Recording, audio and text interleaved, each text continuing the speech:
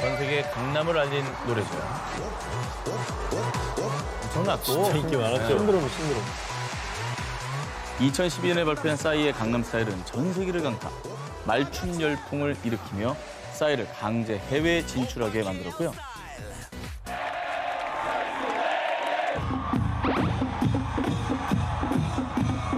저때가 지금 기억나요. 제가 프리를 선언하고 바로 인도 여행을 갔거든요. 네. 웬 인도 아이가 그러고 있어? 이걸 하고 있어. 그래서 너무 충격받았어요. 웬 인도 애가 이걸 하고 있는데 이게 뭐지? 아니 오죽하면 두유노 싸이, 두유노 강남 스타일이란 말이 나왔겠어요. 맞아요. 전 세계 가수들의 꿈이라는 빌보드 핫백 차트에서 무려 2위에 등극. 국내 가수 중 빌보드에서 역대 최고의 성적을 기록했습니다. 우리가 잊고 있지만 BTS 이전에 싸이가 있었다는 그렇죠. 거죠. 예. 당시 이 싸이의 독주를 막은 곡이 무엇이었길래 2위에 머물렀는지 보여드리겠습니다. 궁금하다. 뭐가 1위였을지.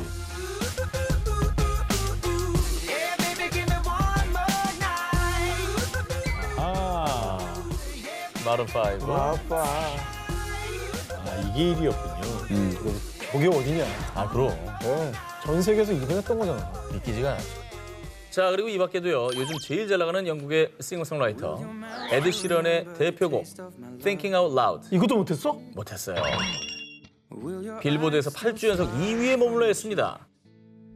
Darling, I will be loving you till we're 70.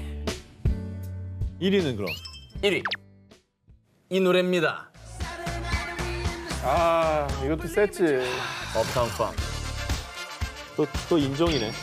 이거 어떻게 해? 브루노 인정이네. 마스. 너무 신나, 이 노래. Don't believe me, just watch. 브루노 마스 업타운 펑크의 1위 장기 집권에 에드 시런의 Thinking Out Loud는 8주 동안 2위를 기록하며 불운의 히트곡으로 남았습니다. 하지만 사실 순위가 뭐가 중요하겠습니까? 비록 오랫동안 넘버2에 머물렀지만요. 시간이 흘러도 우리의 가슴을 울리며 귀를 즐겁게 해준 명곡이라는 건 영원히 기억될 것입니다. 오빤 강남스타일. NBA 농구 선수 하면 가장 먼저 떠오르는 대표적인 선수가 있습니다. 스포츠 역사의 길이 남을 최강의 팀. 시카고 불즈의 황금 시대를 이은 주역이자 세계 스포츠 대회에서 전승 기록으로 미국의 금메달을 안긴 주인공. 바로 농구의 황제 마이클 조던입니다. What'd you expect? Elmer Fudd? 마이클 조던은 농구뿐만 아니라 스포츠의 전 영역을 통틀어 첫손에 꼽히는 스타입니다. 그렇지. 자, 그런데 말입니다. 이 사람이 없었다면 농구 황제 마이클 조던이 없었을지도 모릅니다. 바로 시카고 불즈의 영원한 33번 스카티 피펜입니다. 아, 저분도 얼굴 많이 봤는데. 제가 농구를 잘 몰라서 제가 알 정도면 굉장히 유명한 선수예요. 아, 근데 진짜 최고의 콤비고 그래. 진짜 강력했어요. 자, 과거에 약체였던 시카고 불즈는 1984년 마이클 조던을 영입한 뒤 곧바로 동부 컨퍼런스 강팀으로 급부상하는데요. 그러나 농구는 혼자 하는 게 아닌지라 조던 원맨 팀으로 불리던 불즈는 늘 파이널의 문턱에서 고배를 마셔야 했습니다. 그러다 1987년 피펜의 등장과 함께 1988년 동부 컨퍼런스 세미파이널에 진출하는 등 전력급 상승, 불스 왕조를 건립해 나가기 시작했는데요. 이외 시카고 불즈는 1990년대 총 6번의 우승을 거두며 화려한 황금기를 보냈고요.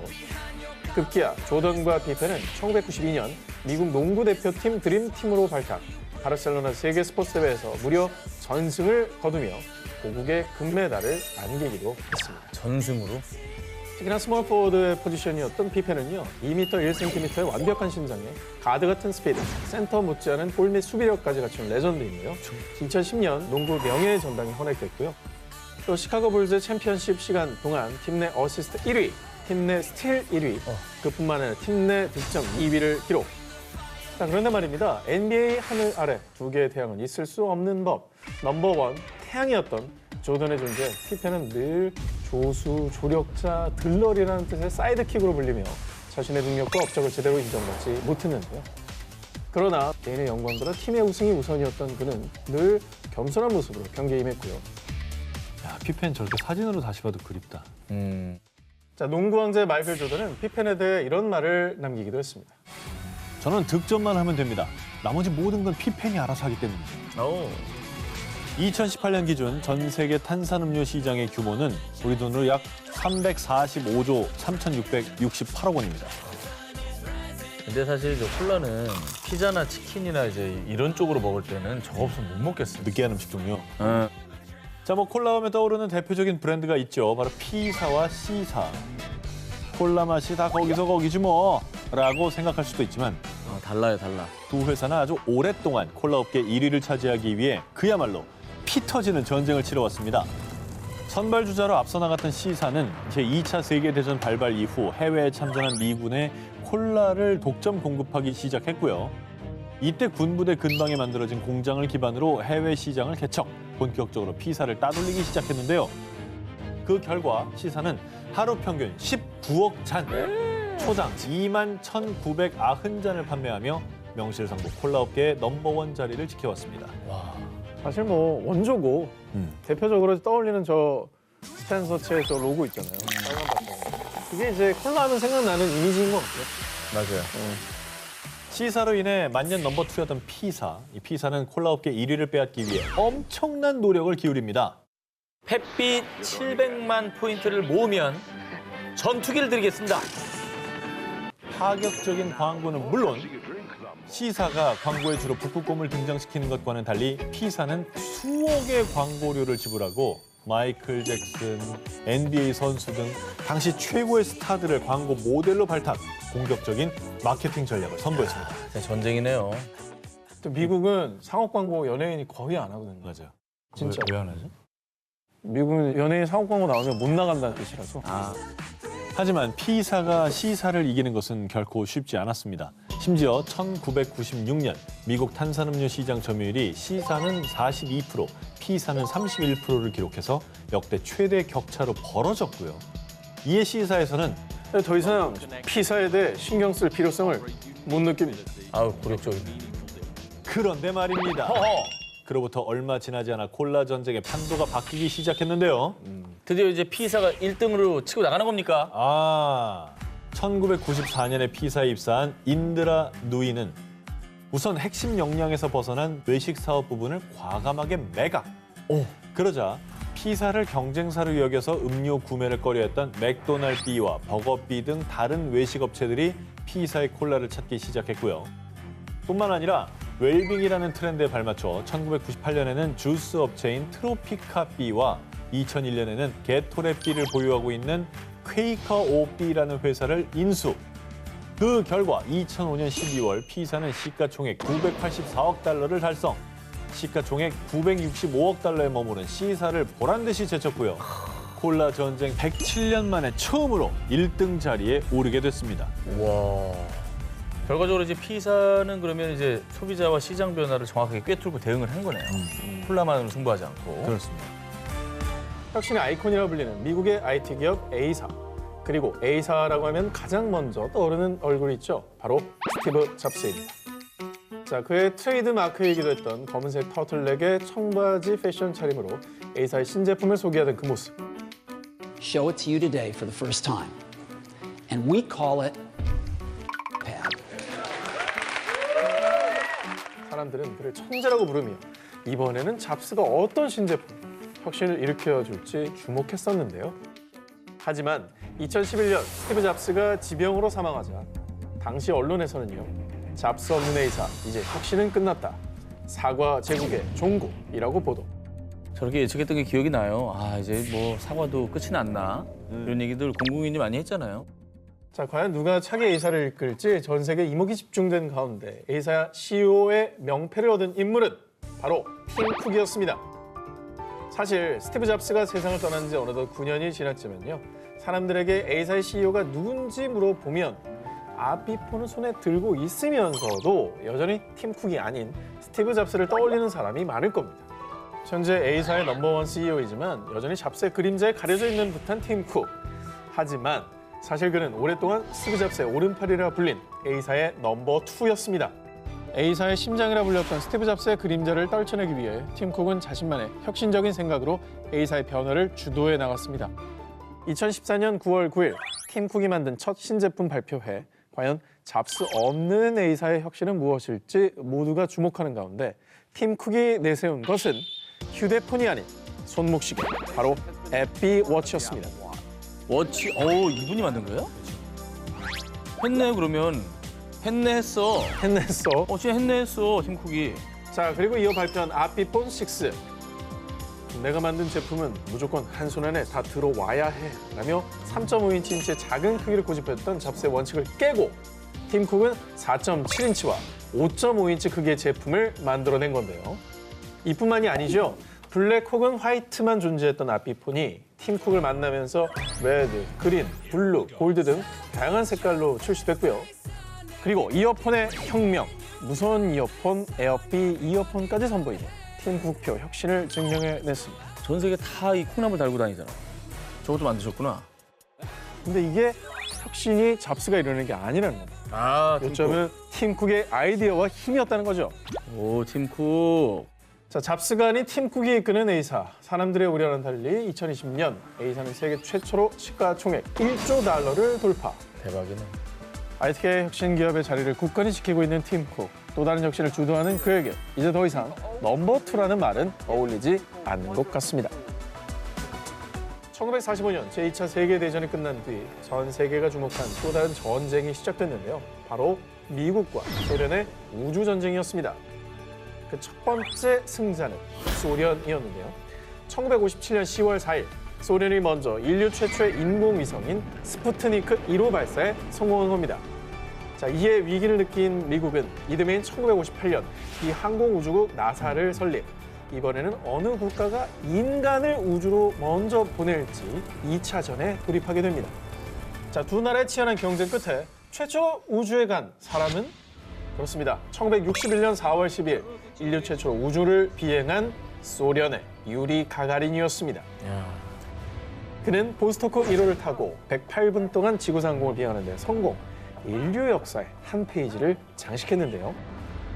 근데 이번에도 소련이 이겼네요? 네. 미국은 뭐 어떻게 해야 돼요, 그럼? 자, 그런데 말입니다. 유리 가가린 최초로 우주를 비행하고 불과 23일 뒤 1961년 5월 5일 미국은 우주 비행사 앨런 셰퍼드가 탑승한 프리덤 7호를 발사. 셰퍼드는 약 15분 동안 우주를 탄도 비행한 뒤 지구로 무사 귀환했고요. 그는 미국 최초의 우주인이란 영광을 안았습니다.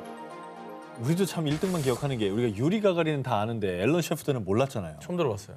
진짜 1등만 기억하는 것 같아요. 2등이 전혀 기억나지 않네요. 근데 23일 정도만 빨랐으면 우린 유리 가가린 대신에 저 앨런 셰퍼드라는 분을 기억을 했을 텐데. 하지만 셰퍼드는 좌절하지 않았습니다. 우주 비행을 마치고 돌아온 그는 다시 우주로 향하기 위해 노력했는데요. 닐 암스트롱이 달에 다녀온 지 2년 뒤인 1971년 1월 31일 앨런 셰퍼드는 아폴로 14호의 선장으로서 달에 도착. 그는 이곳에서 최초나 타이틀을 획득할 수 있었습니다. 바로 인류 최초로 달에서 골프를 쳤습니다. 근데 저긴 공기가 희박하고 중력도 작으니까 진짜 멀리 치긴 했겠다. 장타겠네. 쳐도 쭉 날아가겠네. 1마일을 쳤대잖아요. 네. 1.6km. 셰퍼드의 이 문샷, 이 진풍경은 당시 전 세계적으로 보도되며 큰 화제를 모았고요. 지구로 귀환한 셰퍼드는 은퇴 후 과학기술을 공부한 학생들을 위해 장학금 사업을 추진, 미국 우주과학 발전에 큰 기여를 했다는 평가를 받고 있습니다. 네, 우주를 향한 인류의 도전은 계속됐는데요. 이번엔 누가 먼저 달을 정복하느냐, 우주전쟁 제3라운드에 돌입한 겁니다. 앨런 셰퍼드가 미국 최초로 우주 비행에 성공하고 얼마 뒤 당시 미국의 케네디 대통령은요.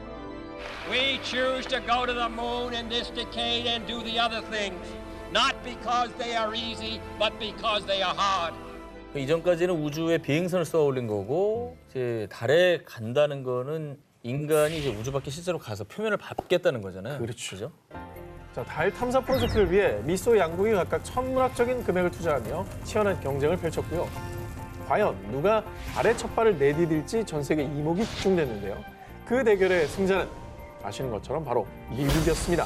1969년 7월 20일 미국의 아폴로 11호 선장 닐 암스트롱이 인류 최초로 달에 착륙하게 된 거죠. One small step for man, one giant leap for mankind. 이야. 발자국. 자, 그런데 사람들은요, 달 착륙이라고 하면 닐 암스트롱을 먼저 떠올리지만 그 자리에는 또 한 명의 우주인이 있었습니다. 바로 닐 암스트롱에 이어 약 15분 뒤 달에 두 번째로 발을 내디딘 사람, 버즈 올드린입니다. 아, 같이 탄 사람이 있었겠구나. 아니 그럼 올드린 저분도 이제 암스트롱하고 함께 달로 떠났는데 두 번째로 달을 밟았다는 것만으로 주목을 못 받은 거네요. 결국엔 그렇게 된 거예요. 자, 아폴로 11호 우주 비행사들은 지구로 귀환한 뒤 세계 각국을 순방하며 환영 행사에 참석했는데요. 하지만 최초로 달을 정복한 암스트롱, 달에 찍힌 첫 발자국의 주인공 암스트롱 이라며 어딜 가나 스포트라이트는 오직 암스트롱에게만 집중됐고요. 올드린은 마치 그의 들러리인 마냥 조연에 머물러야 했습니다. 야, 저 사람 되게 서럽겠다. 같이 고생했는데. 같이 간 건데. 사람들의 환호와 박수 속에 동떨어져 있던 그는 한때 우울증을 겪을 만큼 힘든 시기를 보내기도 했지만요. 그랬구나 실제로. 생각했어봐. 다녀왔는데 다 암스트롱만 찾아. 그래요. 고생은 같이 했는데. 똑같이 일했는데. 분명한 건 올드린, 그는 인류 최초로 착륙선을 무사히 달에 착륙시킨 최고의 조종사라는 사실입니다. 그리고 우주를 유영하며 최고의 우주 셀카를 남긴 건 바로 버즈 올드린입니다. 뭐야? 핸드폰이에요 저거? 저게 인류 최초의 우주 셀카예요. 어머머. 자, 그리고 많은 사람이 닐 암스트롱의 모습, 이 발자국으로 알고 있는 이 사진. 이 사진들의 진짜 주인공, 이 발자국 주인이 버즈 올드린이라는 겁니다. 아, 이게요? 이 그렇습니다. 발자국이? 아 그럼 이름을 좀 새기고 오든가 하고. 아 아깝네. 그러니까 결국에는 이 모든 업적이 암스트롱 개인의 것이 아니고 올드린이 함께 이루는 성과라는 겁니다. 그러네. 자, 모든 영광이 암스트롱에게만 쏠려 잠시 우울의 시기를 보내기도 했지만 올드린은 넘버 2, 조연의 서름을 극복, 오히려 어린아이들 사이에서 인기 최고의 우주인이 됐습니다. 어떻게요? 자, 아, 잠깐만. 아, 얘 버즈구나. 그 버즈가 그 버즈 올드린의 버즈예요? 전 세계인이 사랑하는 유명 애니메이션 영화 토이스토리 시리즈 속 우주인 캐릭터의 버즈의 이름이 바로 버즈 올드린의 이름에서 나온 것이었습니다. 오히려 우리 아이들의 마음속에는 버즈의 이름이 더 깊숙이 각인될 수 있다는 거예요. 버즈가 더 유명하지 지금. 이제 게임 셋이죠. 버즈가 올킬이야 지금. 그럼. 자, 올드린은 언론 노출을 꺼렸던 암스트롱을 대신해 우주 관련 학회, 행사 등에 참석했고요. 미국을 대표하는 우주개발 전도사가 되었는데요. 자, 미국인들은 어느덧 버즈라고 하면 우주인 버즈 올드린을 떠올리는 만큼 우주인의 대명사가 지금은 된 거죠. 야. 와.